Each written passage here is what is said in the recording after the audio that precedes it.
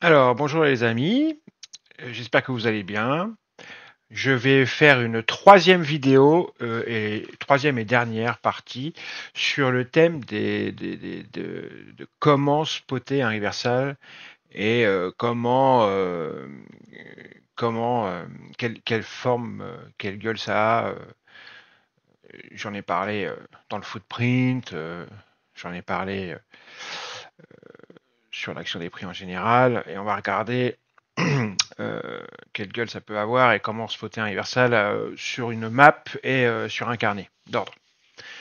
Puisque, en général, en tous les cas, dans notre manière de travailler à nous, mes amis et moi, euh, on est order flow, on est market profile, volume profile, donc et carnet d'ordre. Donc on a toujours les instruments vraiment au centre de notre méthode, côte à côte, footprint, market profile, carnet d'ordre, et le level 3, le truc ultime, votre avantage concurrentiel ultime, Bookmap. Avant toute chose, les amis, n'oubliez pas de liker la vidéo, faites-le maintenant, comme ça sera fait. C'est super, merci, ça donne de la force. C'est super sympa. Vous pouvez poser un petit commentaire aussi, c'est génial aussi. Ça, franchement, ça donne vraiment, ça fait plaisir. Un commentaire, un like. Abonnez-vous si vous n'êtes pas encore abonné. Et puis bah on commence.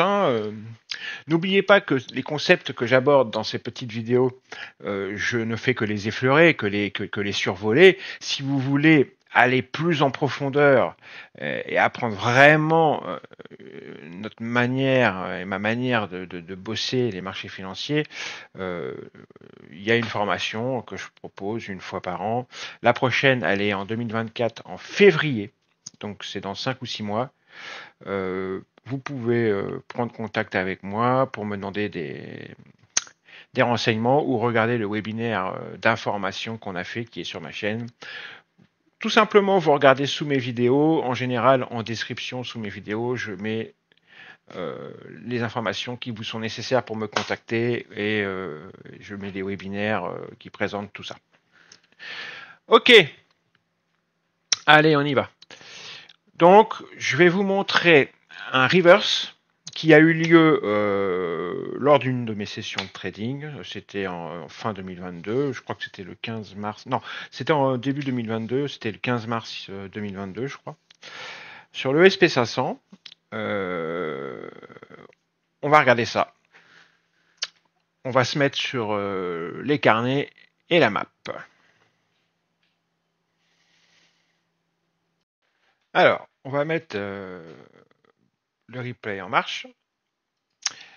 En attendant, alors, première chose, regardez ce qui vient de se passer. Je rappelle plusieurs petites choses dans notre façon de travailler. Dans ma façon de travailler, dans notre méthode de travail, je rappelle qu'on n'intervient jamais n'importe où. On intervient toujours sur des zones, ce qu'on appelle des zones d'intervention. C'est-à-dire qu'on quadrille notre terrain. On a plusieurs façons pour quadriller notre terrain. J'en reviens aux structures. On examine les différentes structures de nos outils pour quadriller notre terrain. D'accord? Et on n'intervient que sur des endroits prédéfinis, pré-identifiés. Et on sait dans quel contexte on est. On a identifié le contexte. On ne fait jamais ça n'importe où, n'importe comment, n'importe quand. Là, c'est sur le SP500 à 10 heures du matin, sur cet exemple. On va arriver sur une zone d'intervention. En l'occurrence, c'est une single print. Vous voyez ici. D'ailleurs, ce que je vais vous faire même, c'est que je vais les importer même dans le carnet, les notes. On va les importer dans le carnet. Tac. Ça sera beaucoup mieux.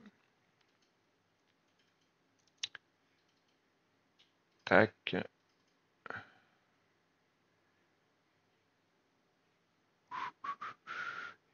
Je vous demande juste 2 secondes. On importe ça dans le carnet. Il y en a pour 2 secondes.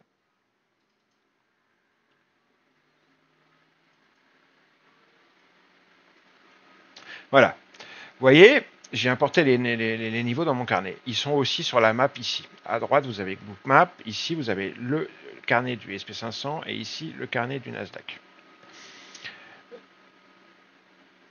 Il est 10 heures. Ça, c'est le contexte. À 10 heures, ça fait plus de 10 ans, voire même 15 ans que je trade les contrats à terme, les futurs.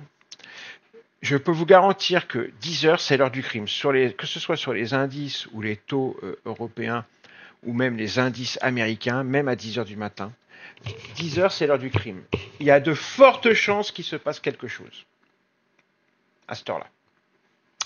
D'accord? Il faut toujours être vigilant à 10 heures du matin sur les indices et même sur les taux. D'accord? Donc là, il est 10 heures et on est en train on arrive sur, ici, vous voyez ce rectangle rouge ici, sur une single print. Dans le carnet, elle est ici en bleu. C'est le même endroit. OK? Donc, on a tout. On a le contexte. On est sur le SP500, il est 10 heures. Et on a notre zone d'intervention. En l'occurrence, là, c'est une zone d'intervention à l'achat, puisque on est sur un support, les prix viennent par le dessus. D'accord? Voilà. Et maintenant, on est trader, order flow, trader au carnet, et donc on attend. Vous allez voir, trader au carnet, la base du trading au carnet, la base du mécanisme du trading au carnet, c'est simple. Quand je forme les gens, la première chose par laquelle je commence, c'est de leur dire qu'un trader au carnet, c'est avant toute chose, en tout premier lieu, un lecteur et un décrypteur de l'action des prix, de la respiration du marché, de ces mouvements de va-et-vient que fait le marché. On s'imprègne du rythme et de la respiration du marché. D'accord? Les agressions, les exhaustions. D'accord? Les réjections brutales, les reversals, les flow driven market. Bref, on s'imprègne de ce que l'action des prix nous raconte, l'histoire que l'action des prix est en train de nous raconter. Ça, plus le contexte, plus toutes les structures avec notre quadrillage de terrain et nos patterns order flow, nos signaux d'achat dans le footprint, dans le carnet, toutes les patterns, tout ce qu'on voit, tout ce que j'apprends aux gens, tout ça mis ensemble facilite grandement le trading et je peux vous dire que les probabilités de réussir un trade sont drastiquement augmentées. Drastiquement. Drastiquement, regardez ce que ça veut dire. C'est énormément. Énormément. Donc là, je vais remettre en marche SP500. C'était le 15 mars 2022, je crois. On arrive sur une single print et on a aussi une vallée. Nous, on appelle ça une VP30, une vallée moyen terme, c'est-à-dire un creux de volume moyen terme. En général, les creux de volume, on les surveille parce que souvent, au premier abord, ça peut rejeter. D'accord? Après, on va les combler, mais au premier abord, ça peut rejeter. En tous les cas, il va y avoir une réaction. Il va se passer quelque chose. Donc, on surveille. Donc là, on a une confluence entre une single print et une VP30, une vallée, moyen terme. D'accord? Le trait bleu, là, ici. Et ici, on a le VP30. En plein milieu de la single print. Donc, c'est très intéressant. En plus de ça, vous remarquerez qu'en termes de liquidité, on a énormément de liquidité dans la single print. Vous la voyez ici. D'accord, je vous l'entoure. Énormément de liquidités, on la repère sur la map, on la repère aussi dans le carnet d'ordre ici, il y a des ordres ici. Dans le carnet d'ordre sous forme de ladder, de price ladder, ici on voit énormément de liquidités dans le carnet, à l'achat. D'accord? Il y a une petite pression aussi au-dessus de la tête des prix, qu'on voit bien dans Bookmap ici, et on le voit aussi dans le carnet ici. D'accord? Donc, on a tout ce contexte, toute cette structure, tout ça, ce qui fait qu'on attend, on est prêt pour intervenir à l'achat dans cette zone. Maintenant, je vais vous montrer la lecture des événements qui se sont déroulés. Parce que c'est un truc basique, bateau, qu'on voit tous les jours. Allons-y. Ça va prendre un petit peu de temps parce que ça dure un quart d'heure. On va faire ça, on va essayer de faire ça en temps réel. Donc là, on a eu un premier mouvement violent. Ici, c'est une pattern order flow, un balayage. C'est une pattern. Il peut y avoir différents types de balayage. Là, c'est un balayage bien particulier, mais ça veut dire quelque chose. Si je resserre Bookmap, si je zoome Bookmap, vous allez voir, et que je vous montre, on voit, voilà, que on a eu une grosse entrée d'un seul coup sur le marché. Il y a un gros acteur ou plusieurs, mais normalement, là, dans ce type de pattern, il n'y en a qu'un en général, qui est entré au marché de manière très agressive en un coup. Et il a balayé le carnet sur 1, 2, 3, 4, 5, 6, 7, 8, 9, 10, 11, 12, 13, 14, 15, 16, 17, au moins 17 niveaux de prix. On le voit aussi là, dans le carnet, le price ladder classique, les ordres de marché qui ont frappé ici, on le voit ici, ça c'est les ordres de marché qui ont frappé ici. Et ici, on a le volume profile splitté qui est en construction. D'un côté, les ordres de vente marché, d'un côté, les ordres d'achat marché. Ici, on a le volume profile sous forme de delta. Donc, on voit que là, il y a eu des ventes qui ont agressé le marché et qui se sont butées sur le haut de la single print. D'accord? Ça, c'est une première information très importante. Donc là, on a un point dur. Ce qu'on appelle en termes de trading au carnet d'ordre, on a un point dur. Maintenant, on observe ce qui se passe avec le Nasdaq à côté et le SP500 ici. Et on en tire des informations. Vous allez voir.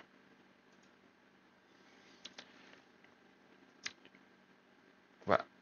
Je vais accélérer pour arriver, pour faire passer les minutes un petit peu plus vite, parce que comme c'est une vidéo, hein, et on va arriver au moment, au second temps très intéressant. Et on va remettre vitesse 1. Alors là, on a dans un premier temps les prix qui remontent. D'accord? Hop. Vous voyez, ce qui est bien d'avoir le Nasdaq et le SP à côté, c'est qu'on voit que le Nasdaq, il s'est envolé. Hein. Il est vraiment, il est là, le Nasdaq. Hein. Il est bien haut. D'accord? Donc, on a vraiment les acheteurs qui commencent, à partir du moment où on a tapé le haut de la single print, qui a eu ce point dur sur le SP et sur le Nasdaq, il a marqué son bas ici, il y a eu une reprise acheteuse derrière. Ok. On recentre les deux carnets et on continue d'observer. Je me suis remis vitesse 1.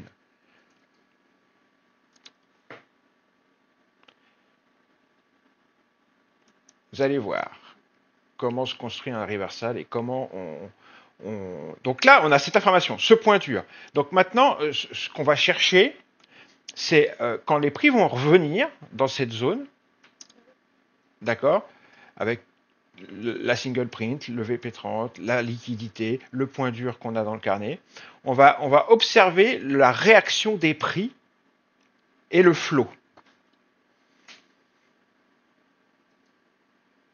Je vais accélérer un petit peu. Vous voyez, est-ce que vous voyez un petit peu déjà ce qui s'est passé là? On a une sorte de spoofing au-dessus des prix. On voit qu'il y a une petite manipulation pour rebalancer les prix dans la zone là. Et on vient de se représenter là, une fois de plus. Et une fois de plus, on voit que ça rejette. Donc il y a vraiment un point dur là. On va essayer de rentrer à l'achat. En général, je prends 3 ou 4 contrats. On va essayer de rentrer proprement à l'achat dans la zone. Parce que là, on voit qu'il y a vraiment un point dur. Regardez, les prix reviennent. Et ça c'est typique. Ils sont revenus, encore une fois. Vous avez vu dans le carnet, ils sont revenus. Ils sont remontés. Il y a toujours ce point dur. On l'a vu dans la map aussi. Le point dur est toujours là, sur les 4134. OK? Vous voyez que le Nasdaq ne descend pas. D'accord? Il n'est pas en train de descendre.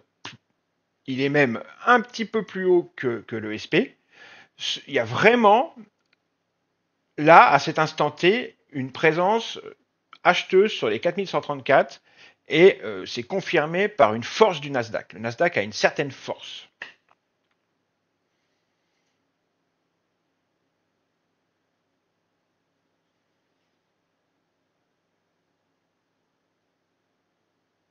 Regardez bien les carnets. On retourne dans la zone. Regardez la nappe et les carnets. Regardez surtout bien les carnets. Regardez. Vous voyez, on va rentrer dans la zone.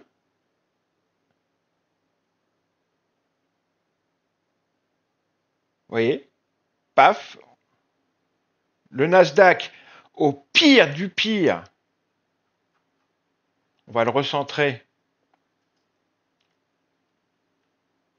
Au pire du pire, il descend jusqu'à 12 950, 48. Le SP, il reste dans la single print et il va toucher la liquidité. Et une fois qu'il a touché la liquidité, regardez le carnet, il a exécuté 300 contrats, ça passe pas. Le Nasdaq s'arrête de tomber. Vous allez voir. Aussi bien sur la map que dans les carnets. Regardez, le Nasdaq ne descend plus. Le SP ne descend plus. Et vous allez voir, les deux remontent. Regardez. Et vous allez même voir que le Nasdaq va nous montrer une force acheteuse impressionnante. Donc là, moi, j'ai mon, je vais poser un ordre d'achat. Est-ce que je suis entré? Merde, je me suis trompé. Pardon. J'ai vendu. Excusez-moi. Je pose un ordre d'achat dans ma zone. Regardez le Nasdaq comme il repart. Ouais. Ça montre bien que cette zone ici, il y a un point fort acheteur. Et c'est pas n'importe où, hein, de toute façon. Les prix reviennent, on va essayer de se faire exécuter parce que j'ai mis du temps à poser mon ordre. On voit que les prix se représentent sur le haut de la single, ils ne descendent pas, on va essayer de se faire prendre.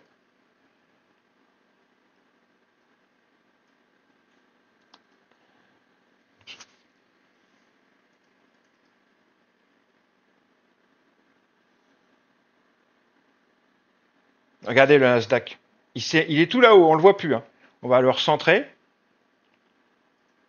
Donc vraiment, on voit cette force acheteuse. Donc là, je vais mettre sur pause. Je n'ai pas encore été exécuté, mais je vais me faire exécuter, j'espère.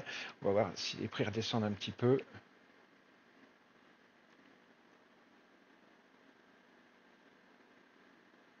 voyez, les prix ont du mal à redescendre. Donc je vais poser un ordre là maintenant pour essayer de me faire prendre. Voilà, c'est bon, j'ai été pris. Donc je vais supprimer cela. J'ai pris 4 contrats à l'achat. Tant qu'on est dans cette zone-là, pour moi, on est tranquille. On redescend. Regardez le Nasdaq qui redescend. Et le SP redescend. Et tant qu'on est, alors pour le Nasdaq, tant qu'on est au-dessus des 12 943, c'est bon, hein, on est tranquille. Pour le SP, tant qu'on est au-dessus de la single print, on est peinard. Et vous avez vu, là on a moins 337 en volume delta. On a eu une absorption, et on le voit sur la map ici, toutes ces ventes au marché là, qui ont exécuté toute la liquidité qui était acheteuse dans le carnet, les ventes ont été absorbées et ça a rejeté. On a vraiment ce point dur sur les 4130, sur le bas de cette single, très important. Et regardez le Nasdaq qui est en train de repartir. Là, on est en train de voir, on est en train de spotter un reversal. On est en train de voir un petit reverse en construction. On voit des acheteurs qui exécutent une zone. C'est tout un ensemble. Sur le footprint, si on avait le footprint, on verrait également des informations. Mais là, déjà, et sur le carnet du SP500, vous voyez que le SP500 n'arrive pas à chaque fois qu'on se présente sur la single print, toutes les ventes sont absorbées. On peut même voir sur la deuxième présentation ici, beaucoup moins de ventes que sur la première, donc on a un épuisement des ventes, d'accord. On voit que la corrélation SP-Nasdaq montre qu'à chaque fois qu'on se présente sur la zone, le Nasdaq s'envole. Donc ça, c'est une très bonne information. Regardez le Nasdaq, il repart encore, il est déjà tout en haut, lui. Très très bonne information. On va recentrer les deux. Le Nasdaq démontre une force des indices US et le SP, pareil. Hein. À chaque fois qu'on se présente dans la zone, ça part. Regardez le Nasdaq, on ne le voit plus, il est tout en haut. On va recentrer. Et là, on commence à avoir un départ de momentum. Regardez. Et je ne parle pas, il y a d'autres choses à voir, il y a d'autres patterns à voir, il y a un petit peu de spoofing. Là, on a une très très belle agression. Et j'ai pris 4 contrats. Ces 4 contrats sur le SP500, c'est normal, hein, c'est vraiment, il n'y a rien d'extraordinaire. On est déjà à 1450, 1500 de PNL. Et là, le but du jeu, c'est d'essayer de tenir le trade le plus longtemps possible. D'accord? Regardez, le Nasdaq, il est encore en dehors de l'écran, tellement il s'est envolé. On recentre. Ce qui me démontre une grande force des indices. On continue à tenir. Là, il n'y a aucune raison d'arrêter le trade. On arrêtera le trade. Moi, j'arrête mes trades en général. Ce que je fais, c'est que je prends une partie de ma position. Je vais sortir 3 contrats et je vais en garder qu'un. Je vais en sortir 3. Je vais en poser 3 ici à la vente.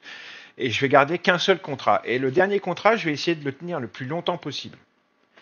Et je sortirai ce dernier contrat vraiment quand je verrai que ce momentum s'épuise. Pour l'instant, ce n'est pas le cas. Regardez. Regardez bien les carnets. Et c'est vraiment en ça que je dis la base des bases. La première chose, c'est l'action des prix. Regardez le Nasdaq. Bam! Regardez le Nasdaq. Bah, vous pouvez être sûr que le SP500 va suivre, hein, comme d'habitude. Et donc, le mouvement va continuer.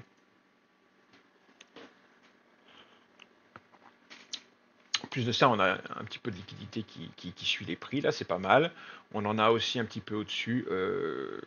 C'est-à-dire que ça, c'est le market maker qui encadre le mouvement haussier. C'est un mouvement qui est bien propre, bien cadré. On voit qu'on a le VWAP un petit peu plus haut là. Donc on se prend à imaginer qu'on est en train de peut-être de faire un retour VWAP. On a aussi une vallée là, donc on fera attention.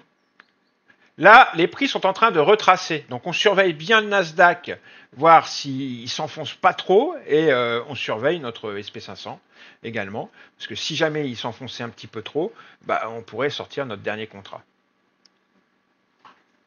Pour l'instant, il n'y a rien de compliqué. Hein. Pour l'instant, vous voyez, c'est que de l'action des prix. On a vu aussi de l'absorption, on a vu aussi un petit peu de pattern order flow, mais pas grand-chose. On a vu un balayage au début, on a vu une absorption, ici, on a vu une belle absorption exhaustion. Hein. Ici, on a eu un balayage, un sweeping. Ici, on a eu une absorption exhaustion. Et là, en ce moment, on est en train de voir une agression. D'accord? Les prix sont en train de remonter en agressant. Donc vraiment, c'est un setup basique, et tout ça sur niveau. Donc vous voyez, là, ça retrace, le Nasdaq retrace, le SP retrace. Le tout maintenant, c'est de voir dans leur retracement jusqu'où ils vont, jusqu'où va le Nasdaq. Est-ce que le Nasdaq n'est pas en train de flancher parce que ça nous alerterait sur notre trade. Pour l'instant, le Nasdaq a l'air de plutôt pas mal tenir, et le SP, donc, il tient bien aussi.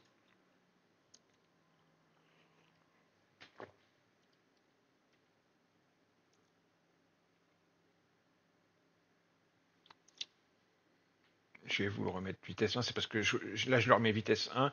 Regardez le Nasdaq, le voilà reparti, tout en haut, une fois de plus. Donc le momentum est toujours là. Hein. Regardez le Nasdaq, on ne le voit plus, on va recentrer. Donc voilà, ça y est, plein nord encore. Et à un moment donné, de toute façon, si ça continue, il y a le VWAP ici, il y a le POC ici, et là, il y a un autre point dur dans le carnet. Ici, vous voyez, un peu plus tôt dans la matinée, il y a eu une réjection très très brutale sur les 4169. Donc on se prend à rêver qu'on va retourner dans cette zone. Regardez, le Nasdaq, il a encore disparu. Boum, on va recentrer. Donc on a toujours ce momentum. Ah puis alors, il y a eu une grosse agression là. Regardez, on l'a vu dans le carnet, le Nasdaq a accéléré. Le SP a suivi. Regardez dans la map, pareil. On a eu une grosse accélération. Il n'y a aucune raison de sortir. Là, on a presque touché le VWAP. Presque. On n'a pas encore touché, mais presque.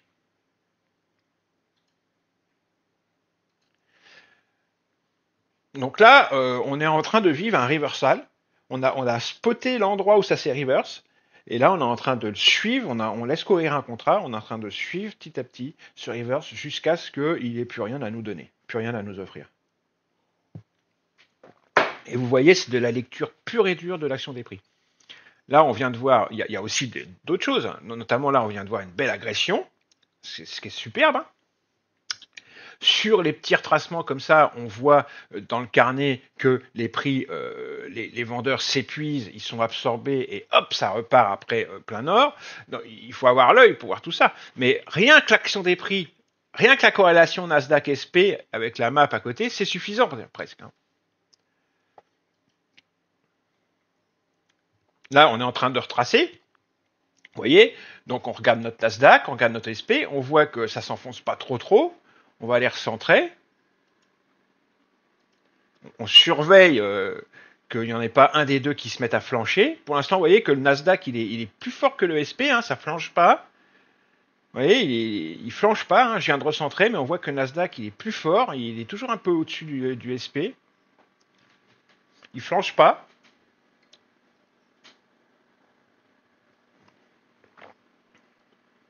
Il continue à monter, le SP suit. Vous voyez, là, on voit vraiment que c'est le Nasdaq qui lead, hein.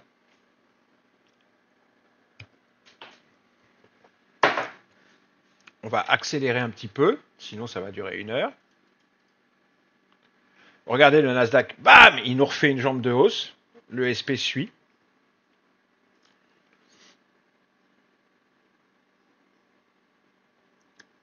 Et là, pour l'instant, on est entré en position vers 10h05, 10h10. Il est pas encore 11h. Donc ça va, hein. Regardez le Nasdaq, il refait une jambe de hausse. Il est retourné tout en haut. On va recentrer. Il recommence. On va recentrer. Et le SP suit. Le SP est en train de nous refaire une jambe de hausse. On recentre. Là, on va arriver sur VWAP. Donc ça peut peut-être ralentir. On surveille. Vous voyez, on a ce retracement. Donc on voit le Nasdaq qui retrace.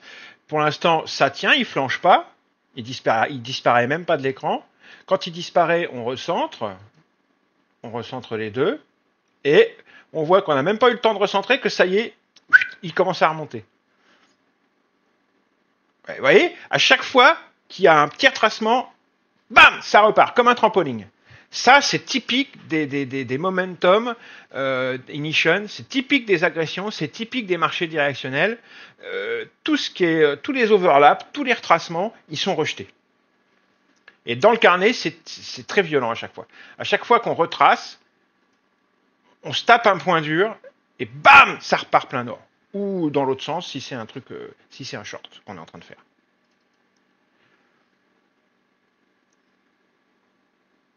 C'est un trade qui a duré jusqu'à 11h, 11h30, je me souviens, qui avait duré 1 heure. Donc c'est pas long, hein. C'est rien 1 heure quand on trade le matin. Regardez, le Nasdaq est en train de repartir et le SP va suivre. Là, ils sont en train de se poser. Paf, paf, ils font les AV, ça se pose, paf, paf, paf, paf, paf, paf. Ils sont en train d'hésiter. Et là, ça repart. Regardez le Nasdaq, bam. Et voilà, le Nasdaq, il s'est barré tout en haut, plein nord. Le SP va suivre. Le POC vient de s'inscrire ici, ça veut dire qu'il y a énormément de volume qui est en train de se faire.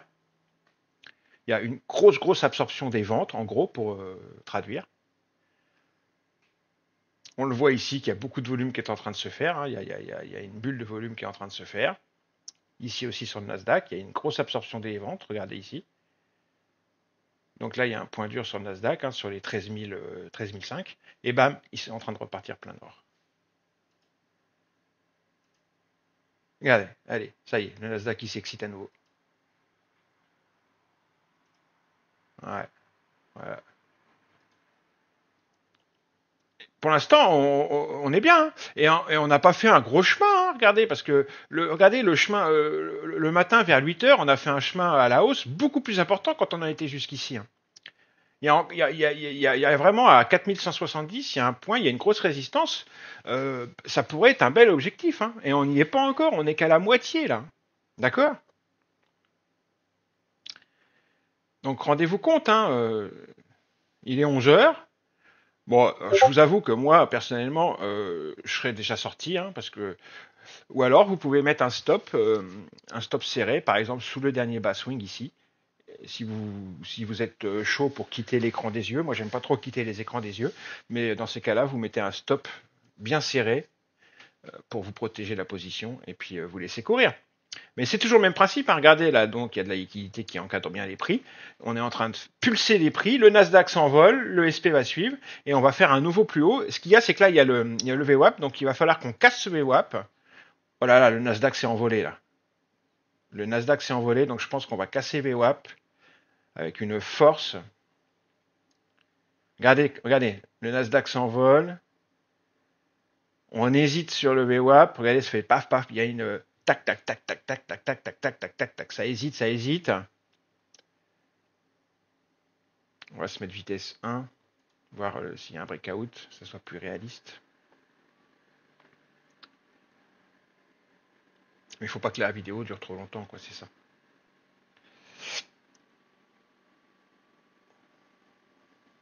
C'est toujours le même principe, hein. Là, quand on est parti dans un mouvement, quand on a topé un reverse et qu'on est parti dans que le reversal se concrétise, après, il suffit de suivre, hein. Il suffit de suivre. Et vous avez vu, le spotter le reverse, ça a été un mélange de structure, de contexte et de zone d'intervention et de pattern order flow sur la zone d'intervention. D'accord? Et de lecture de l'action des prix sur la zone d'intervention. D'accord? C'est un mélange de plusieurs choses qui font une méthode de travail. Et là, ce n'est qu'un setup basique, ça. Donc voilà, là, ça continue. On va accélérer un petit peu pour voir. J'aimerais bien voir si on monte sur les 4170, voir un petit peu s'il y a un breakout, la tête, la dynamique d'un breakout. Vous montrer un peu. Tiens, regardez, le Nasdaq s'envole. Voilà, le Nasdaq s'envole. Du coup, est-ce que le SP va casser VWAP? Je pense.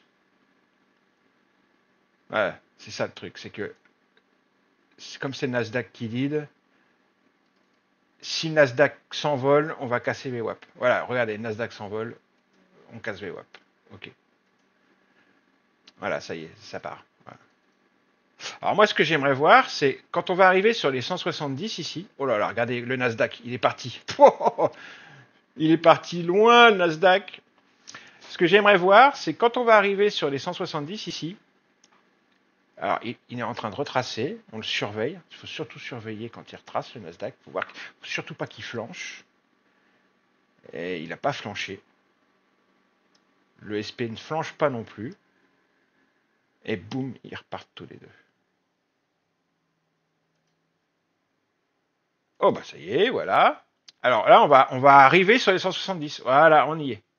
Oh là là, le Nasdaq, on le voit même plus. Et bah ça y est, ça a cassé. Vous voyez, c'est vraiment un très bel exemple de leader-suiveur. Le Nasdaq lead, le SP suit. C'est un très très bel exemple. Je recentre les deux. C'est un très bel exemple. Là, on est en train de casser les 4170. Le Nasdaq monte le chemin, le Nasdaq lead et le SP suit. Et là, la cassure, pour qu'elle soit effective, que ce ne soit pas un faux breakout, il faut qu'on voit de l'intention. Alors, ils vont peut-être pas casser tout de suite, mais là, ils sont bien partis pour. Et c'est toujours le même principe. On surveille l'action des prix, on surveille le flow. Il ne faut pas que les vendeurs reprennent la main. Il ne faut pas que le Nasdaq flanche. Il ne faut pas que le SP flanche. Il ne faut pas que les acheteurs abandonnent. C'est un tout. Et il faut qu'il y ait du reload au niveau des ordres limites. Regardez, il y a toujours cette liquidité qui suit les prix là en bas. Et vous voyez, donc les prix là, ils font toujours cette espèce de petit va-et-vient comme ça. Paf, paf, paf, paf, paf, paf, paf, paf. Mais c'est toujours pareil, ils passent pas un certain seuil. Sur le Nasdaq, c'est pareil. Bon, c'est un peu plus, les amplitudes sont plus grandes sur le Nasdaq, mais ils passent pas un certain seuil et après ça repart plein nord à chaque fois.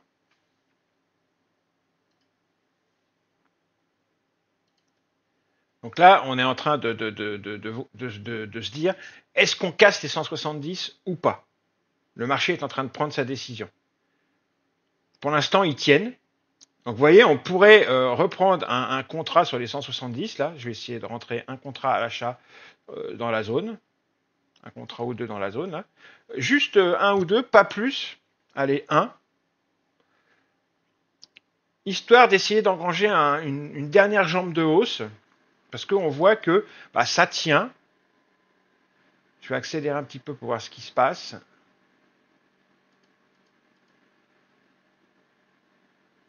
Voilà, le Nasdaq monte.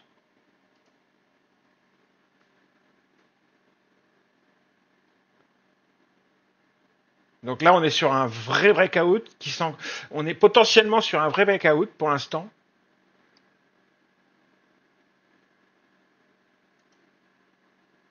Voilà, le Nasdaq, voilà, bon, allez, je mets sur pause. C'est bon. Le Nasdaq s'est envolé. Il est tout en haut. On va recentrer. Donc là, c'est ce qui s'appelle un vrai breakout. On a confirmé. Les 170 sont ici. On les a bien cassés. D'accord?